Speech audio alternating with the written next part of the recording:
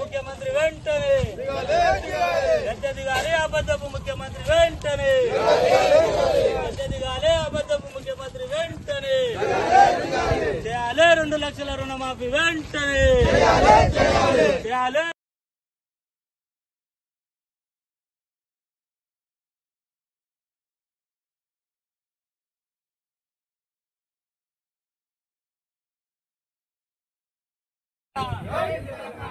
చేయాలి రైతు రుణమాఫీ 2 లక్షలు వెంటనే చేయాలి రైతు రుణమాఫీ 2 లక్షలు వెంటనే చేయాలి రైతు రుణమాఫీ 2 లక్షలు వెంటనే.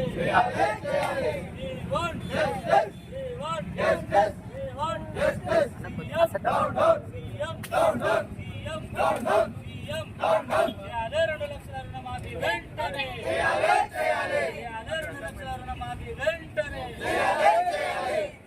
అయితే ఈరోజు మన ముఖ్యమంత్రి దేవుళ్ళు అయిపోయినాయి, చర్చిలు అయిపోయినాయి, మస్జిద్లు అయిపోయినాయి, అందరి మీద ఒట్లు వేసి మళ్ళీ అసెంబ్లీ సాక్షిగా అబద్ధాలు మాట్లాడుతున్నాడు. కాబట్టి మన యొక్క రాజ్యాంగ నిర్మాత డాక్టర్ బిఆర్ అంబేద్కర్ గారికి ఈరోజు వారి ఆశయాలతో మనం తెలంగాణ రాష్ట్రాన్ని తెచ్చుకున్నాం.